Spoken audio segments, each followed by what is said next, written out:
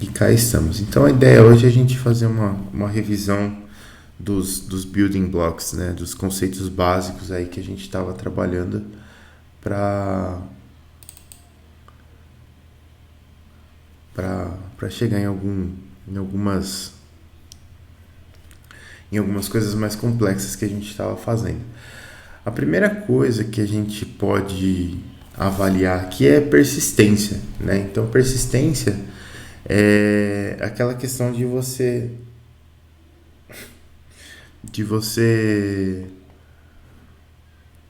acender uma variável e ela ficar acesa. E a gente tem algumas formas de fazer isso, né? Você jogar um valor para a variável e ela ficar com aquele valor.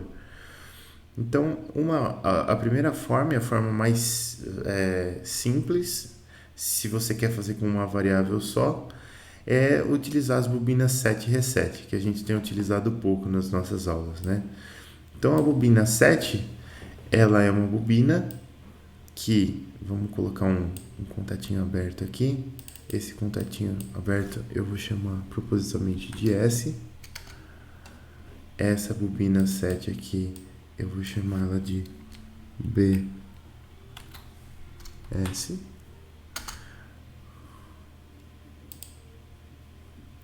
E no reset aqui, vamos criar uma rede nova. No reset aqui, o que vai acontecer? Eu vou colocar uma outra chave aqui, que eu vou chamar propositalmente de R. Eu vou colocar essa bobina reset aqui com esse mesmo nome aqui, que a gente está tratando da mesma variável, BS. Então, beleza. Deixa eu só adicionar aqui a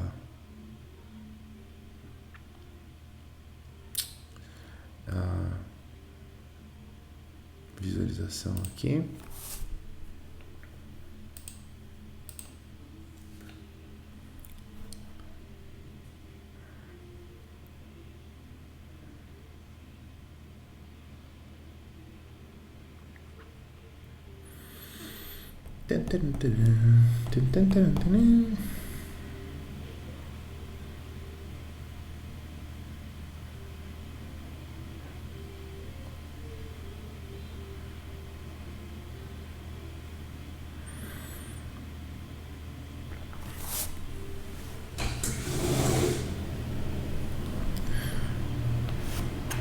E vamos lá. Então aqui a gente tem que colocar os botõezinhos lá pra gente entender o que está acontecendo. Mas basicamente eu vou ter dois botões aqui, né? Um que vai ser o botão o S e um que vai ser o R. E a gente vai ter uma lâmpada aqui que vai ser a nossa lâmpada BS. Então vamos colocar aqui a variável BS.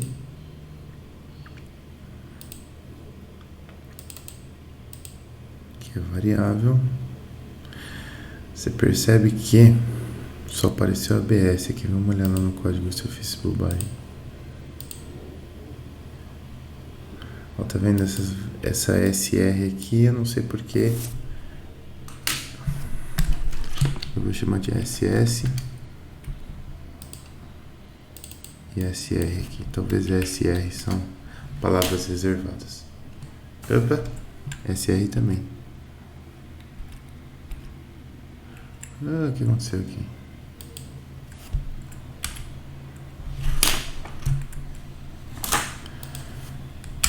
O negócio quando pega, né? Esse aqui é SS.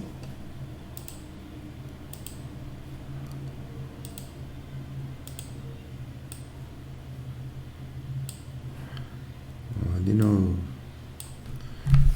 Isso aqui era BS. Esse aqui a gente vai chamar de RR, então. Pronto. RR não é nada. Caramba. Aí. Agora sim. Aqui nas nossas variáveis, essa chave aqui vai ser SS e essa daqui vai ser a RR. Vou colocar umas labels aqui pra gente saber o que está acontecendo. Aqui.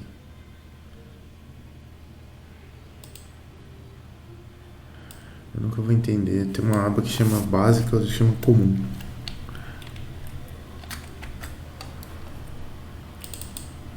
Essa aqui é a nossa SS.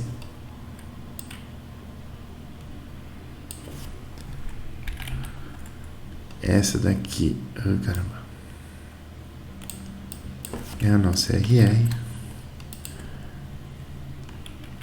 E essa daqui é a nossa bobina, que a gente chama ela de BS.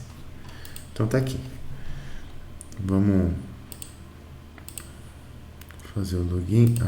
Eu não dei start na nossa LP ainda. Ligou. Agora beleza.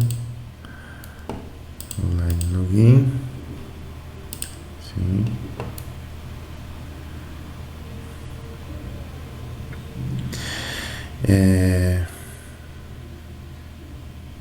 Ainda estou compilando aqui.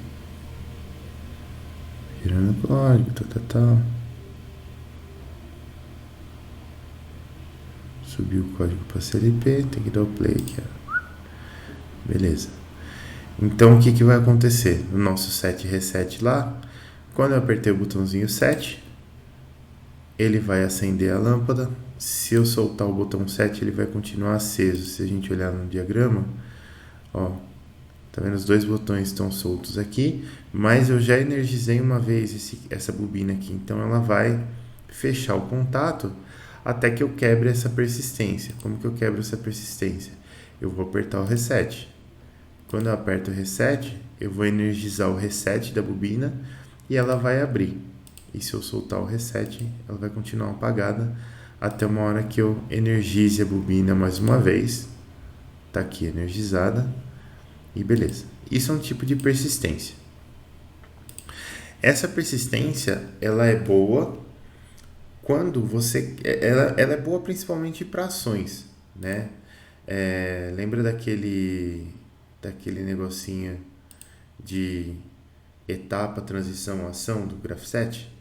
A gente está pensando na ação, do que vai acontecer do lado da etapa. Porque às vezes você tem uma ação predeterminada que você quer que algo seja ligado naquela etapa ali e que só vai ser desligado em uma outra etapa futura, sei lá, qualquer coisa assim. Você pode usar esse tipo de persistência para esse tipo de ação, ele é muito bom. Esse mesmo tipo de persistência, para você identificar em qual etapa você está, eu acho ruim. Por que eu acho ruim? Porque se você vai fazer a máquina de estados lá, então você quer dizer que você está numa etapa tal. E o seu sistema tem 20 etapas, por exemplo. Que não é difícil chegar num sistema de 20 etapas. Então você vai ter que dar reset em 19 etapas e dar o set em uma etapa específica toda vez que você tem uma transição. Então fica algo inviável, fica algo difícil de você tocar para frente, né? E tem outras formas de fazer essa persistência, como é a persistência que a gente viu nas aulas anteriores lá. Então vamos fazer um Graph7 rapidinho para a gente fazer a persistência de duas formas aqui, ó. Vamos pensar o seguinte. Vamos pensar num Graph7 de 3 etapas aqui. Então eu vou ter uma etapa A, não vou nem fazer fluxo paralelo, nada. Uma etapa B, uma etapa C, transição, volta para o A. Pronto, tá aqui. Então eu vou ter a transição TAB, a transição TBC e a transição TCA. Se eu for fazer esse processo aqui, pelo menos a dinâmica das etapas, né, e transições, utilizando aquela persistência do tipo set reset, você pode, né, não é não é proibido fazer, mas como que vai ficar? Vai ficar assim, ó. Vamos colocar uma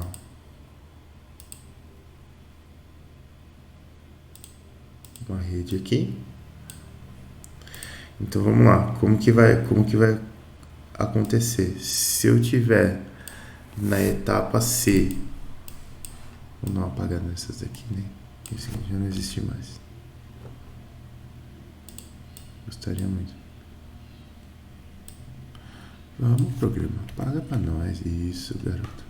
Se eu tiver na etapa C e ocorrer uma transição aqui, contato,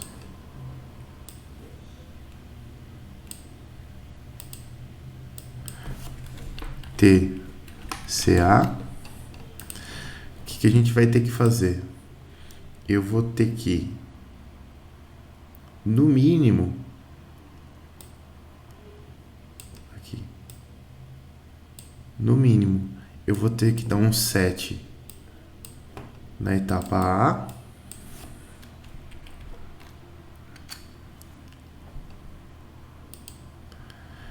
e eu vou ter que dar um reset na etapa C.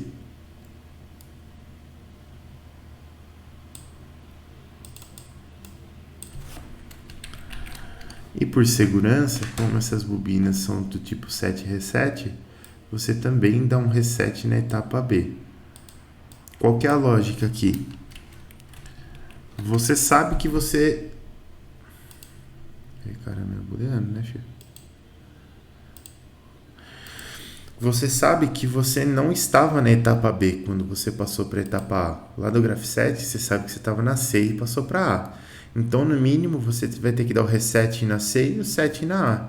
Só que você tem uma etapa B e a persistência dessa etapa B ela é feita única e exclusivamente por um set na bobina que vai fazer a persistência da etapa B. Então, por segurança, você dá esse reset quando você passa para A, para garantir que só a A vai estar ativa. Né? Mesmo porque esse Graph7 não permite mais de uma etapa ativa ao mesmo momento, ao mesmo instante. Então, as suas linhas vão ficar assim, ó, né? Vamos copiar aqui. Beleza. E aí, se eu tiver na etapa A e ocorrer uma transição AB,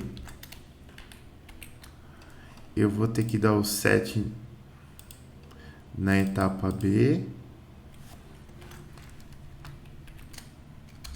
Etapa B. E eu vou dar o reset na EC e na EA. E se eu tiver na etapa B e ocorrer a transição TBC, eu vou dar o set na C e eu vou dar o reset na B e na A. Então, o nosso Graph7 só para transição de estados, né, de etapas, ele ficaria dessa forma. E quanto mais etapas você tiver, maiores vão ficar todas essas linhas aqui. Você vai ter que incluir todas as etapas aqui, se você estiver fazendo as coisas literais por segurança. Né? Você pode seguir com sets e resets só da sequência, mas se tiver um erro no seu código lá que está setando uma etapa num lugar que você não queria que fosse setado, basicamente isso vai ser um programa muito difícil de você fazer funcionar. A outra forma de persistência que a gente estava fazendo, ela era mais simples do lado direito aqui, mas ela carregava uma complexidade maior do lado esquerdo. Mas ela era também mais simples de você quebrar as persistências, porque não eram bobinas sets e resets, né? A gente usava bobinas normais para fazer. Então agora eu vou fazer a mesma transição de A para B, B para C e C para A, só que agora com bobinas normais. Então é aquela jogadinha que a gente fez nas outras aulas lá, né? Então, vamos lá. Como que eu faço essa persistência? Eu faço assim. Se eu estou na etapa C e ocorre a transição de C para A, eu vou ativar a etapa A.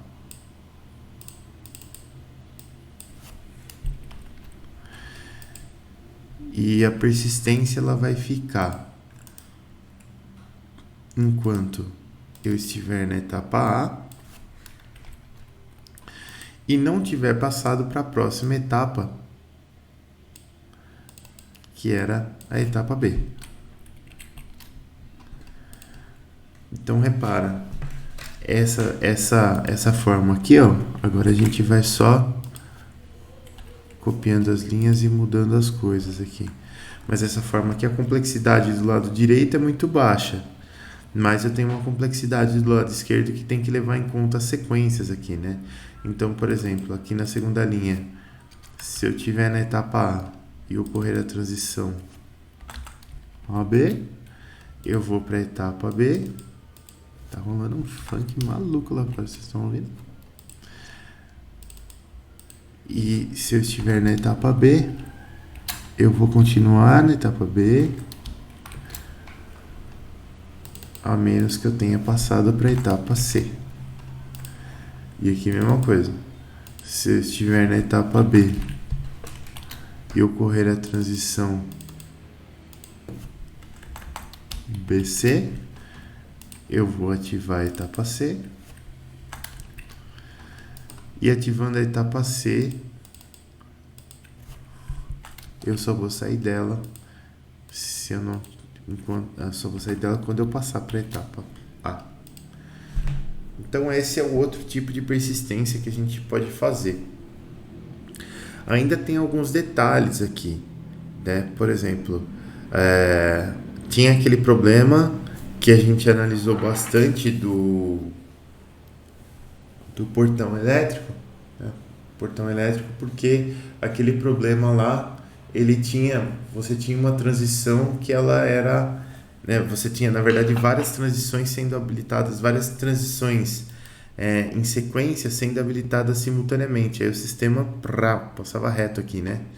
E a gente tinha que ou trabalhar com uma temporizaçãozinha, criar uma estratégia aqui complexa, ou criar etapas intermediárias para não ter transições em sequência sendo ativadas ao mesmo tempo.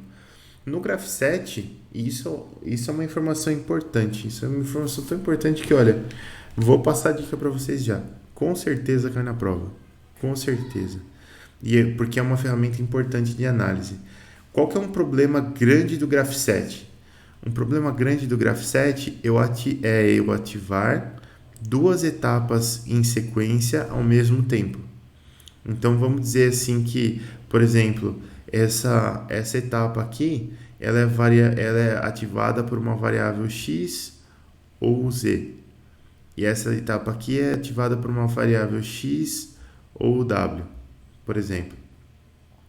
Quando eu ativar x, o que vai acontecer? Se o meu sistema está aqui, ativei x, ele passou para cá, ele já vai enxergar essa transição ativada, ele vai passar para cá direto. Ele vai pular uma etapa. E isso é sempre problema no Graph7. A gente não quer que etapas consecutivas sejam ativadas ao mesmo tempo. Quando eu ativei TAB, eu posso até ativar TCA ao mesmo tempo, mas eu não posso ativar... Aqui, no caso, o exemplo é infeliz porque TCA está na sequência de TAB, né? Mas a questão é a seguinte: se eu estou na etapa A, aí beleza, o exemplo fica concreto, e aconteceu alguma coisa que ativou TAB, eu não quero que TBC seja ativada de jeito nenhum. A TCA pode até ser ativada porque ela está depois na sequência. Então eu não vou passar para cá para depois passar para a próxima, né? Então se essa aqui for ativada não tem problema, porque só vai ocorrer essa transição se o sistema estiver aqui. E por enquanto ele não está, ele está aqui em cima. Então não tem problema. Mas transições consecutivas sendo acionadas ao mesmo tempo, né? Sendo liberadas aí ao mesmo tempo, sempre é problema, sempre dá conflito em Graph7. E é uma coisa que a gente quer evitar ao máximo, tá? Por isso que quando a gente tem aquele problema lá do portão eletrônico lá, por exemplo, qual que é uma solução viável? Né? Você estava nesse estado aqui, aí você tem uma transição que é o seguinte, você vai apertar a botoeira, você vai para o próximo estado. Né? Beleza. Você cria uma etapa intermediária aqui. Né? Então, vamos dizer assim, aqui o portão estava abrindo.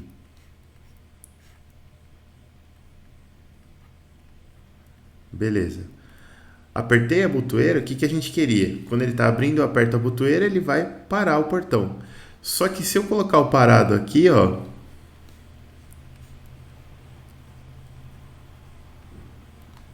e colocar uma transição aqui com a mesma botoeira para deixar o meu portão fechando aqui, ó,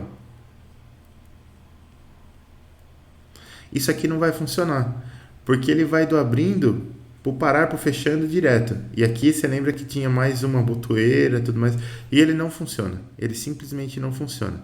Então, qual que era a solução? Né? O que eu faço quando eu tenho uma situação dessa? A gente apertava o botão para sair dessa etapa aqui onde eu estou abrindo, e aí eu ia para uma etapa intermediária onde a transição era eu não estar com o botão apertado, ou seja, eu soltar o botão. A hora que eu solto o botão, o que vai acontecer? Eu vou liberar isso daqui, essa transição, e aí eu tô com o botão solto, então ele não vai passar para cá, e aí eu coloco aqui o meu parar. Aí, botoeira, etapa intermediária, botoeira barrada, fechar. Entendeu? Então a gente resolveu aquele conflito do Graph7 que tinha sempre a mesma transição, né? Ele era assim. A gente resolveu esse conflito criando etapas intermediárias e a transição entre essas etapas intermediárias e as etapas de ação de fato, elas eram diferentes das transições que eu tinha para sair da etapa que eu estava. Então aqui aperta a botoeira, solta a botoeira, aperta a botoeira, solta a botoeira. E aí que o portão faz alguma coisa. E aí o Graph7 funciona porque você consegue parar nas determinadas etapas. Você não vai direto igual você teria nesse Graph7 aqui. Então isso é um conflito típico de Graph7, né? De você acionar, vou repetir, acionar simultaneamente etapas consecutivas. Eu não quero acionar simultaneamente transições. Eu não quero acionar simultaneamente transições consecutivas. Eu tenho que sempre criar mecanismos para que, se eu acionei uma transição, pelo menos a próxima não esteja acionada. As outras aí tanto faz, mas pelo menos a próxima não pode estar acionada. Bom, falamos um pouquinho de transições. E tem uma questão relacionada a essa questão da transição, que é a questão de temporização. Deixa eu apagar essas coisas aqui. Qual que é a questão de temporização? A questão de temporização é que lá no ladder, como que a gente cria um temporizador? Lembra lá, a gente tem o T1 ou o T-off. Vamos criar umas linhas aqui.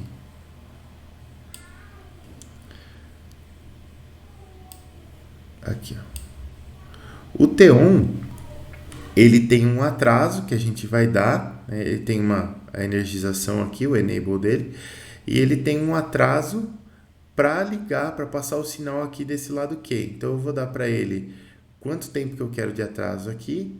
Aqui ele vai me devolver quanto tempo já se passou desde o momento que eu tive uma borda. Tá vendo aqui no início aqui, ó? No símbolo, ele tem uma borda de subida de sinal aqui.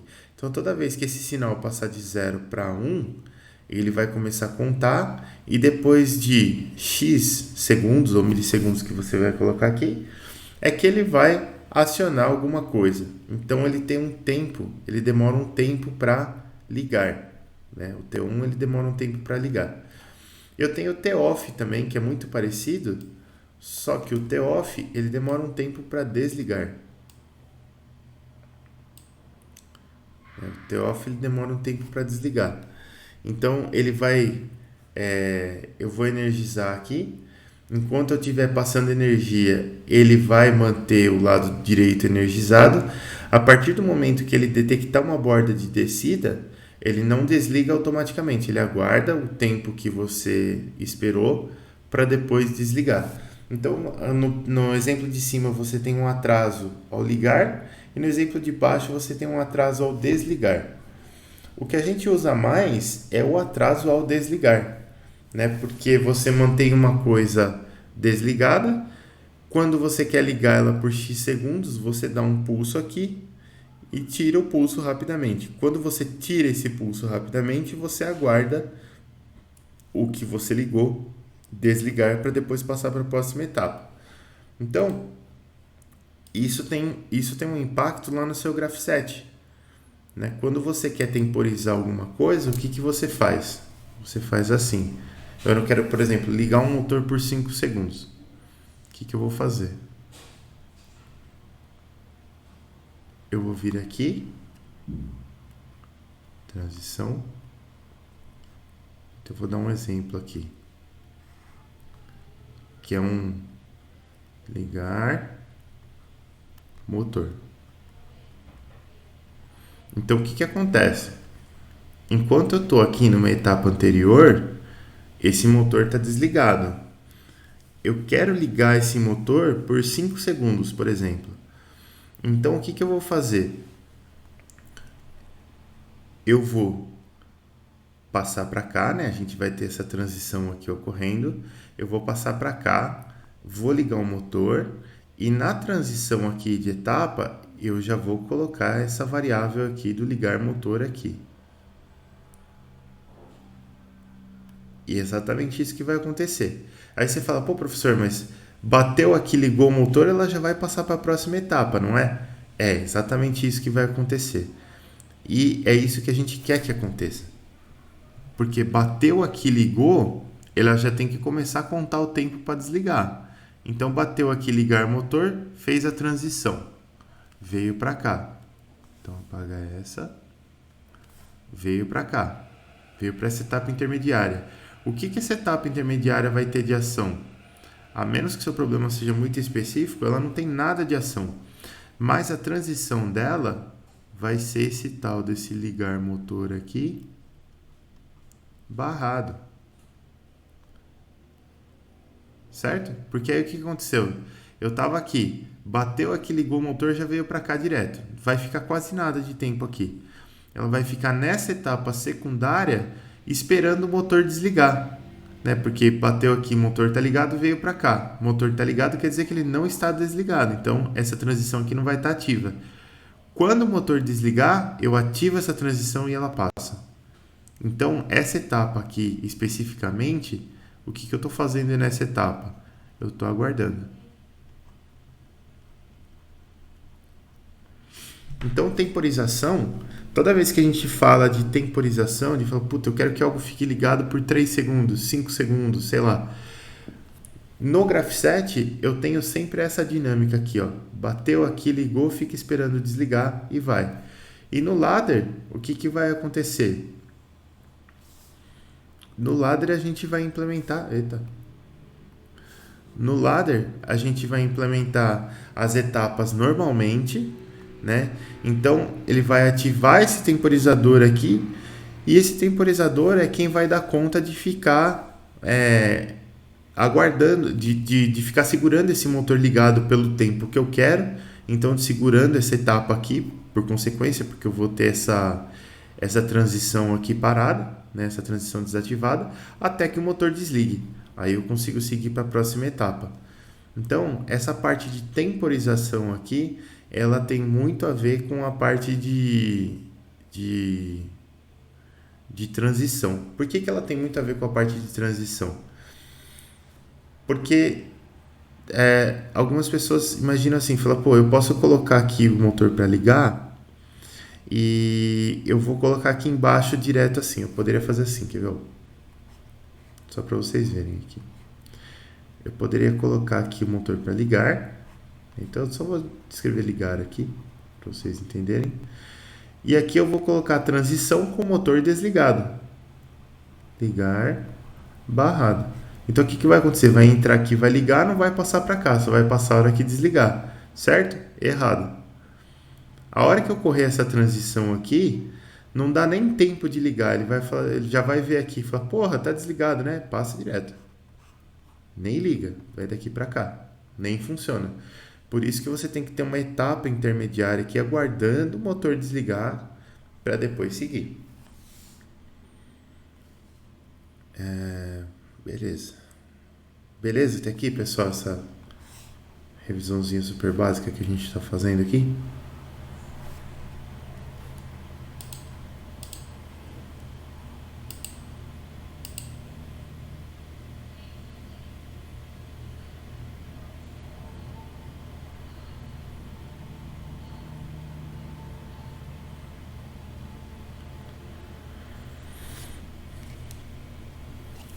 Tranquilo, né? É importante a gente ver essas coisas porque o Graph 7 ele tem umas pegadinhas, sabe? Umas pegadinhas que confesso eu que até eu caí no começo do, do semestre, vocês lembram? Ah, vocês lembram o que aconteceu? Isso, essa bolinha, a gente usa ela no Graph 7 para representar em que etapa que você tá, né? Então, se você está fazendo uma simulação, eu tô aqui, por exemplo. Eu tô aqui, por exemplo. Beleza. Então, o que que acontece? Eu não posso estar em mais de uma etapa ao mesmo tempo, a menos que eu tenha caminhos em paralelo aqui, que não é o caso. Então, eu tô aqui. Essa transição só vai ocorrer se eu estiver nessa etapa e essa transição for habilitada. Aí, eu vou para a etapa de baixo. Então, apaga a bolinha da etapa de cima e a bolinha significa sempre a etapa que você tá. É sempre assim.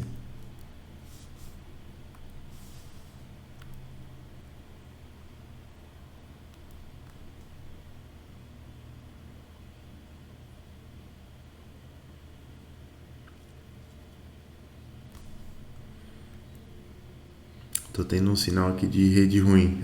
Travou. Não, travou. Foi a minha que travou aqui. Vamos de novo. Eu tava explicando da bolinha aqui, né? Então a bolinha a gente usa pra gente saber em que etapa que a gente tá quando a gente tá simulando, né? Então, por exemplo, eu começo nessa etapa aqui de cima. Aí, beleza, habilitou essa transição T aqui, a bolinha vai sair da etapa aqui de cima e vai para essa etapa aqui. Beleza, então eu tô nessa etapa aqui, a bolinha significa que eu estou nessa etapa. Aí, beleza, ligou o motor, a bolinha sai daqui e vai para cá. Aí, beleza, o motor tá ligado, tal. Desligou o motor, habilitou essa de baixo. Então, apagou aqui, veio para cá. E assim por diante. Então a gente sempre, quando a gente está simulando em que lugar que a gente está, a gente sempre coloca a bolinha para a gente saber onde que a gente está. Eita, nós.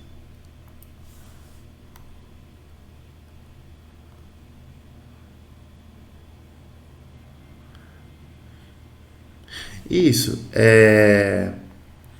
Se eu for fazer um graph set de alto nível, aí sim, a ação dela vai ser que a gente está aguardando o motor desligar. Se eu for fazer um graph set modelando as ações como, como as variáveis que a gente vai setar como 0, 1, aí eu não preciso colocar nada como ação daquela variável ali, porque a gente, como ação dessa etapa aqui, porque a gente sabe que ela vai estar, a gente vai estar aguardando o motor desligar para poder seguir o processo. Aí depende, porque você faz um graph set de alto nível, onde você especifica de fato o que você quer fazer, e o graph set de mais baixo nível, onde você especifica só que variáveis que estão sendo energizadas ou desenergizadas, né? Então depende da complexidade que você escolheu para o seu graph set. Deixa eu ver no meu Revisator Tabajara aqui, no meu coisa aqui, temporização, tal, já falei. Tem mais duas coisas que eu separei pra gente falar, e essas duas coisas são simples e estão conectadas, mas essas não tem muita pegadinha, que é a questão de contador e a questão de temporizador, né? Então vamos lá no cara. Temporizador já foi. É a questão de contador. Não, filho, eu só quero apagar e tá. Isso, assim. Nossa, vamos lá de novo. De novo que a leseira pegou. É a questão de contador e de comparador. Isso, agora foi. Então o que vai acontecer? Deixa eu ver aqui.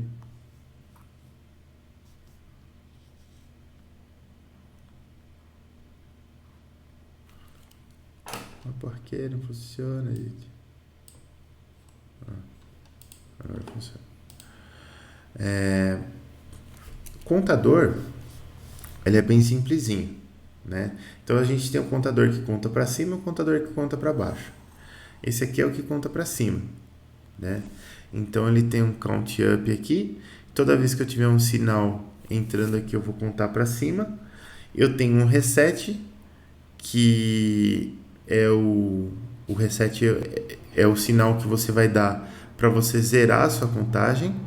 A gente tem esse PV aqui, que é o seu limite superior de contagem, né? Então vamos dizer assim, você não quer contar até infinito. Eu quero contar até, sei lá, por exemplo, eu vou encher uma caixa de pisos, então essa caixa vai caber 10 lajotas, né? Então eu quero contar só até 10. E qual que é a vantagem de eu ter esse marcador aqui? A vantagem é que quando eu chegar em 10, ele vai habilitar esse Q aqui, ó. Tá vendo? Esse Q aqui significa o seguinte: a sua contagem é maior ou igual a 10, tá certo? Então, normalmente você quer contar até 10. Quando habilita o Q, você nem fica olhando que valor que deu aqui. Habilitou o Q, você sabe que deu 10, né? Toca o processo para frente, reseta o contador e vai de novo. E esse CV aqui é o valor atual, né? Então, se você estiver fazendo uma aplicação um pouco mais complicada, que você precisa também saber quanto que você já contou, você usa esse CV aqui.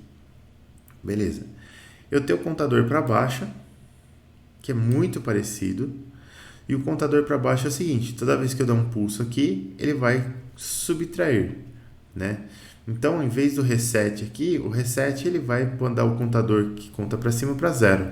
O load ele vai resetar o contador que conta para baixo, mas eu não posso resetar ele para zero, porque senão eu não conto nada para baixo, né? Então o load ele vai contar, por exemplo, nessa aplicação das lajotas, eu poderia estar contando quantas lajotas faltam para encher a caixa, né? Então eu estaria contando a partir de 10. Eu tenho esse valor PV aqui, que é o valor inicial, então toda vez que eu der um load, ele vai subir a contagem para 10 de novo e vai ficar aguardando, ou ele vai subir para esse valor PV que você colocar aqui. Eu estou falando em 10, né? E o que ele vai ser alcançado quando a sua contagem for zero. Então eu vou contando para baixo. Quando chegar em zero, ele vai soltar o que aqui? Eu não sei se ele conta negativo, acho que depende do CLP, mas não faz muito sentido ele contar negativo, porque muda a representação em bits lá do seu algarismo. Então, para economizar um pouco, você pode representar só positivo mesmo. Só os int da vida lá. Int sem sinal, né, que fala. E esse CV aqui também é o valor atual da sua contagem. Então lá, eu comecei contando em 10 e aí já coloquei 3 pisos na caixa, então tem 7 aqui, você consegue acessar esse valor aqui também. E se você precisar fazer uma comparação ainda mais complexa do que saber se a caixa já está cheia ou se ela já está vazia ou algo assim, você pode usar os comparadores, né? Então você tem uns operadores matemáticos aqui, né? Tem o operador de soma, subtração, multiplicação, divisão, que não são operadores booleanos, né? São operadores que vão te fazer as operações matemáticas mesmo, mas a gente tem, e essa divisão aqui é divisão inteira, tá? E a gente tem alguns comparadores aqui booleanos. Por que booleanos? Porque eles vão nos dar respostas que são bits, né? E então eles vão fazer comparações de fatos. Esse aqui, o EQ, ele vai comparar se dois valores inteiros são iguais. NE é de not equal, né? Então ele vai comparar se dois valores são diferentes. O LT é o lower than, então se o de cima é menor do que o de baixo. LE, lower or equal to, então você vai ver se ele é menor ou igual. GT é greater than, então vai ver se o valor é maior do que o valor de baixo. E GE é greater or equal to, então você vai ver se o valor é maior ou igual ao valor que você estava comparando lá. Então você tem aqui em operadores matemáticos, você tem operadores não booleanos, que são soma, subtração, multiplicação e divisão, e você tem os operadores, os comparadores booleanos, que são os que nos interessam, que é maior, menor, igual, maior, igual e diferente. Beleza. Depois, pessoal, depois disso, tem os operadores booleanos aqui em cima. Esses operadores booleanos, eles vão fazer operações com bits, né? Então você tem o AND, o OR, o SHOR aqui, que é o exclusivo, mas não se usa muito porque essa estratégia a gente já faz com a combinação das chaves aqui em série ou em paralelo, a gente já consegue fazer e contato normalmente aberto ou normalmente fechado, a gente já faz tudo, né? Mas se você precisar de algo mais complexo, você tem essas opções aqui.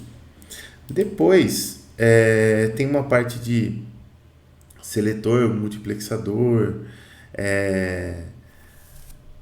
limitador, que a gente não viu. A gente pode ver isso daqui em outras aplicações, mas é bem simplesinho e bem específico isso daqui, né? Então, eu quero multiplexador, eu quero fazer uma conexão serial, né? Então, eu tenho entradas paralelas, eu quero mandar isso daí de uma forma serial. Aí eu uso um multiplexador. Depois o seletor é o contrário, né? Eu quero pegar o que está em série e quero passar para paralelo. Eu tenho esse limite aqui que é o threshold, né? Quer dizer, eu vou subindo o valor e acima de um determinado valor eu ceifo, né? Eu faço o ceifamento do sinal. Move para você fazer atribuição de valor para variável, né? Por isso que tem esse sinalzinho de igual aqui. E o conversion aqui é quando você vai fazer uma conversão de unidades, né? Eu quero passar de bit para número, sei lá, dependendo da aplicação às vezes usa. Mas essas daqui a gente pode embutir dentro de alguns exercícios que a gente não vai perder nada. E depois tem um especificamente que eu não passei para vocês, que é esse jump aqui. E como que funciona o jump? O jump ele funciona assim, ó. Vamos ver se a gente consegue colocar um jump aqui em algum lugar. Vou colocar o jump aqui. O jump ele sempre funciona com uma label, né? Então você precisa criar uma label aqui na sua linha. E o que esse jump faz? Quando você energiza ele, né? Eu até não sei onde é que está o label que você cria aqui. Eu acho que talvez é nesse. Não é no return. Mas tem algum lugar aqui para criar label. Aqui mais para vocês saberem o que faz. O que o jump faz? Se eu energizar o jump aqui, eu vou... como que eu falo para vocês? Eu vou desabilitar uma parte do código que vai do jump até a label, né? Eu queria realmente achar a label aqui para colocar aqui para vocês verem. Deixa eu ver.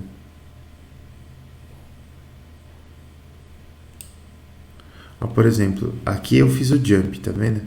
Ele vai fazer o jump, então vai sair... É algo como se fosse a bobina, só que é uma instrução jump. A instrução jump ela vai dizer o seguinte, ó. Quero tirar isso aqui daqui agora. Aqui. Tudo que está do jump até a label dele Vamos criar uma label aqui qualquer. Por exemplo. E uma rede aqui.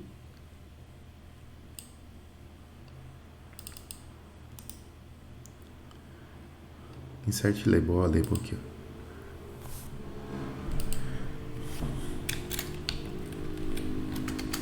Beleza. Então essa label aqui, ela tá ligada com esse jump aqui, ó. Beleza. Eu acho que a sintaxe não é bem essa, mas vamos lá, só para vocês entenderem. Se eu habilitar esse jump aqui, se eu tiver alguma condição lógica aqui que habilite esse jump, o que ele vai fazer? Todas as linhas que estão entre o jump e o label aqui, elas não vão ser executadas, né? Então eu desabilito uma parte do código. Precisa ter algo bem complexo para você fazer esse jump, para você desabilitar uma parte do código aí, né? De cara, assim, é difícil pensar numa aplicação que precise do jump, mas é um recurso que vocês têm disponível. Se caso precisar, você consegue fazer um jump, né? Então, quando eu habilitar esse jump, essa parte aqui, no meu caso específico, a linha 6, que está entre o jump e o label aqui, não vai funcionar, e tudo que está fora do jump vai funcionar. Algo que dá para vocês usarem.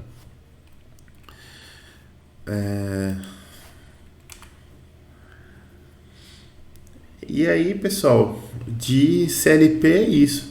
Assim, tem esses macetezinhos que a gente viu no começo da aula, de você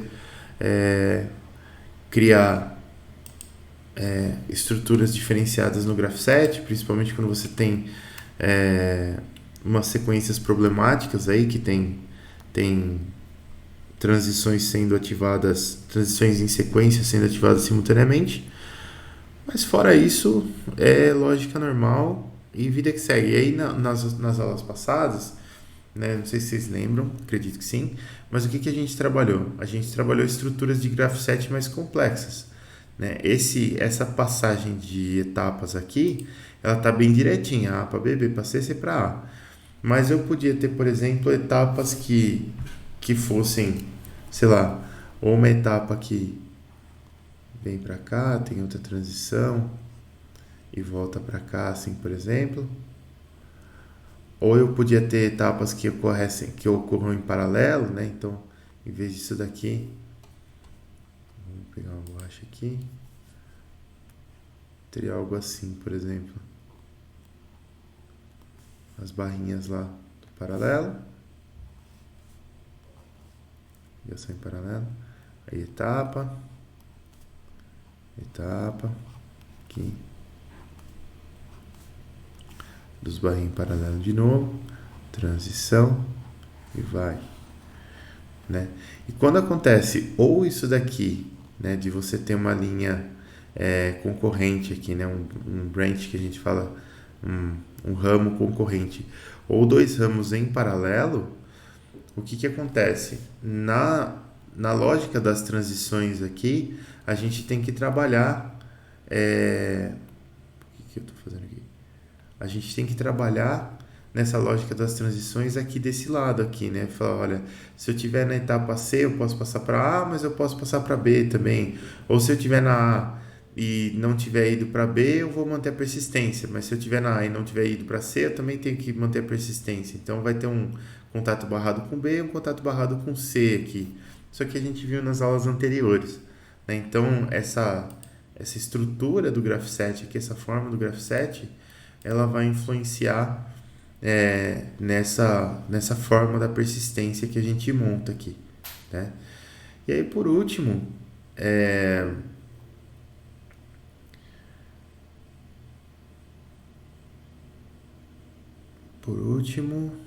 vamos lá. Por último, só lembrar que o que a gente pode fazer, ou o que a gente sempre faz no Graph7, é primeiro trabalhar as etapas e suas transições de uma maneira separada em algumas linhas lá do Graph7, né, como a gente fez na última aula, naquele exercício longo que a gente ficou acho que 2 aulas para resolver. Então primeiro você consegue trabalhar só as etapas e transições, e depois você consegue trabalhar só as ações, nas linhas do Graph7. Isso daí acaba facilitando muito a geração de código e a visualização do código depois, né? Porque você sabe que, ó, é dessa linha aqui para cima é só etapa de transição, né? Dinâmica de etapas. Dessa linha aqui para baixo é só ação. Às vezes, quando você tem temporização, você tem que fazer algumas ações simultaneamente, porque a transição entre uma etapa e outra vai depender dessa ação aqui, né? Então você tem que fazer a ação para poder fazer a transição e tudo mais. Mas no básico é isso, pessoal. É isso que a gente tinha, que a gente viu de ladder e Graph7 nesses últimos tempos aí. E são coisas assim que eu quero avaliar vocês na nossa próxima avaliação. Beleza?